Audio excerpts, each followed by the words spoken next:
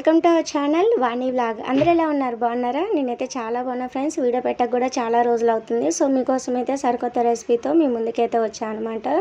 So ఏంటి అనుకుంటున్నారా? గ్లాస్లో కేక్ని ఎలా తయారు చేయాలో ఈ వీడియోలో అయితే నేను చూపించబోతున్నా ఫ్రెండ్స్. మైదా పిండి, కోడిగుడ్డు, పెరుగు, ఎసెన్సెన్స్ అండ్ బేకింగ్ సోడా ఇలాంటివి ఏం అవసరం లేకుండా అయితే నేను మీకైతే గ్లాసులో కేక్ అయితే చూపించబోతున్నాను అనమాట. స్పాంజీ లాంటి కేక్. సో పెద్దలైనా చిన్నపిల్లలైనా చాలా ఇష్టంగా తింటారనమాట. చాలా అంటే చాలా టేస్టీగా కూడా ఉంటుంది ఫ్రెండ్స్. ఏ విధంగా తయారు చేయాలో నేను ఈ వీడియోలో అయితే చూపిస్తాను. వీడియో మాత్రం స్కిప్ చేయకుండా మీరు కూడా ఒకసారి ట్రై చేసి ఎలా వచ్చిందో చెప్పండి. మొదటిసారి చూస్తున్నట్టయితే మన ఛానల్ సబ్స్క్రైబ్ చేయండి. వీడియోలోకి అయితే వెళ్ళిపోదాం ఫ్రెండ్స్. ఒక 3/4 కప్ అయితే నేను పంచదార తీసుకున్నా ఫ్రెండ్స్. మనమైతే ఇంట్లో ఏ కప్ అయితే ఉంటుందో అదే కప్పుతో అయితే మెజర్ చేసుకోవాలన్నమాట. ఆ కప్పుతో అన్ని కొలతలు మెజర్ చేసుకోవడం వల్ల మనకి కేక్ అనేది పర్ఫెక్ట్గా వస్తుంది అనమాట. సో మిక్సింగ్ జార్లోకి అయితే నేను 3/4 కప్పు పంచదార, 2 యాలకులు వేసుకొని పౌడర్ లాగా చేసుకున్నాను అనమాట. సో ఈ విధంగా అయితే మెత్తగా పౌడర్గా చేసుకోవాలి ఫ్రెండ్స్. చూడండి ఏ విధంగా వచ్చిందో. తర్వాత మనం మిక్సింగ్ బౌల్ అయితే ఒక పెద్ద బౌల్ తీసుకోవాలి. ఆ బౌల్లోకి మనం ఏ కప్పుతో అయితే పంచదార కప్పు తీసుకున్నామో 3/4 కప్పు, అదే కప్పుతోటి ఫుల్గా గోధుమ పిండి తీసుకోవాలన్నమాట. సో 1 కప్పు గోధుమ పిండి తీసుకున్న తర్వాత మనం ముందుగా రెడీ చేసి పెట్టుకున్న పంచదార పౌడర్ని కూడా ఇందులో వేసుకొని ఒక స్పూన్ తోటి 2 కలిసేలాగైతే మిక్స్ చేసుకోవాలన్నమాట. వీడియోలో చూపించినట్టుగా కలిపేసుకోవాలి. ఇలా కలిపేసుకున్న తర్వాత 2 టేబుల్ స్పూను సన్ఫ్లవర్ ఆయిల్ అయితే వేసుకోవాలి ఫ్రెండ్స్. సన్ఫ్లవర్ ఆయిల్ వేసుకుంటే మంచిగా వస్తుంది. వేరే ఆయిల్ వేస్తే మాత్రం స్మెల్ అంతగా బాగోదు అనమాట. అందుకోసం సన్ఫ్లవర్ ఆయిల్ అయితే 2 టేబుల్ స్పూన్లు అయితే వేసుకోవాలి. వేసుకున్న తర్వాతకి మనం చిటికెడు ఉప్పు వేసుకోవాలి. 1/2 స్పూను వంట సోడా వేసుకోవాలి. 3/4 కప్పు పాలు వేసుకోవాలన్నమాట. ఈ విధంగా వేసుకొని బాగా మరిగించి పెట్టుకున్న పాలనైతే 3/4 కప్పు వరకు వేసుకోవాలి. ఈ పాల ద్వారా మనకి కేక్ అనేది చాలా టేస్టీగా వస్తుంది ఫ్రెండ్స్. సో అందుకోసం ఈ అన్నిటిని వేసుకొని మీరైతే ఈ విధంగా మిక్స్ చేసుకోవాలి. సో స్పూన్తో కానీ విస్కర్తో కానీ ఉండలు లేకుండా బాగా కలుపుకోవాలన్నమాట.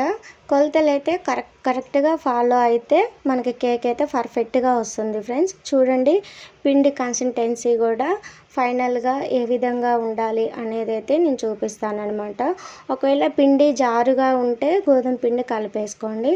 లేదు పిండి టైట్గా వచ్చిందంటే ఇంకా కొన్ని పాలను కూడా వేసుకొని ఈ కేక్ని అయితే ఈ విధంగా అయితే తయారు చేసుకోవాలన్నమాట. సో చూడండి కన్సిస్టెన్సీ ఏ విధంగా వచ్చిందో నేను ఈ వీడియోలో అయితే చూపిస్తున్నాను. ఈ విధంగా తీసుకున్న తర్వాత ఒక టీ గ్లాసెస్ ఉంటాయి కదా ఫ్రెండ్స్, ఆ టీ గ్లాసెస్ అయితే తీసుకోవాలి. తీసుకున్న తర్వాత వీటిలో కొంచెం ఆయిల్ కానీ లేకుంటే నెయ్యి కానీ వేసుకోవచ్చు. వేసుకొని చేయితో కానీ బ్రష్తో కానీ ఆ గ్లాసెస్ని అయితే బాగా అప్లై చేయాలి ఫ్రెండ్స్ గ్లాస్ మొత్తానికి. ఈ విధంగా అప్లై చేయడం వల్ల కేక్ అయితే చాలా ఈజీగా వస్తుంది అనమాట. అలాగే కొద్దిగా గోధుమ పిండిని కూడా చల్లుకోవాలన్నమాట.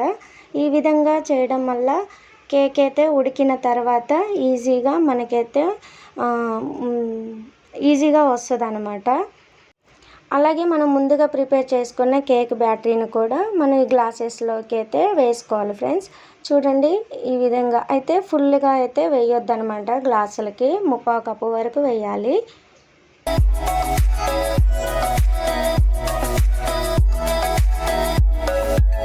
ఎందుకంటే కేకు నిండుగా వేస్తే బ్లఫీగా వస్తుంది అనమాట. సో స్టవ్ అయితే ఆన్ చేసుకొని ఒక మందపాటి గిన్నె తీసుకొని ఆ గిన్నెలో మనం ఒక స్టాండ్ అయితే పెట్టుకోవాలన్నమాట. స్టాండ్ కానీ లేకుంటే ఒక 3 మినిట్స్ అయితే ఇలా పెట్టేసుకొని మనం హీట్ చేసుకోవాలి. హీట్ అయిన తర్వాతకి మనం ఆ స్టాండ్ పైన ఒక ప్లేట్ అయితే పెట్టుకోవాలి ఫ్రెండ్స్. మనం ఈ ప్లేట్ అయితే పెట్టుకొని మనం ముందుగా రెడీ చేసి పెట్టుకున్న కేక్ బ్యాటరీ గ్లాసెస్ని అయితే ఈ విధంగా పెట్టుకొని 20 మినిట్స్ అయితే ఉంచాలన్నమాట. సిమ్లోనే ఉంచాలి, హై ఫ్లేమ్లో అయితే అస్సలు ఉంచొద్దు ఫ్రెండ్స్. గుర్తుపెట్టుకోండి 20 మినిట్స్ సిమ్లోనే పెట్టుకోవాలి. 20 మినిట్స్ తర్వాత ఓపెన్ చేసి చూపిస్తున్నా చూడండి. కేక్ అయితే మనకు రెడీ అయిపోయింది. సో మనం టెస్ట్ చేసుకోవచ్చు షాక్తో కానీ టూత్పిక్తో కానీ. ఈ విధంగా కుచ్చి చూస్తే మనకు అంటకపోతే మనకు పర్ఫెక్ట్గా బాయిల్ అయినట్టు ఉడికినట్టు అనమాట. సో మనకైతే ఈ విధంగా వచ్చింది. చూడండి ఏ విధంగా వచ్చిందో. బాగా చల్లారిన తర్వాత తీయాలి ఫ్రెండ్స్. తీస్తే ఇలా పర్ఫెక్ట్‌గా వస్తదనమాట షేప్ అనేది. సో, ఇదైతే ఈ విధంగా ఇంత స్పాంజీగా ఈ విధంగా అయితే వస్తదనమాట. సో, మనమైతే ఉడికించేటప్పుడు అందులో ఇసుక గానీ, ఉప్పు గానీ పెట్టొచ్చు. స్టాండ్ లేని వాళ్ళు హై ఫ్లేమ్‌లో అయితే అస్సలు పెట్టొద్దనమాట.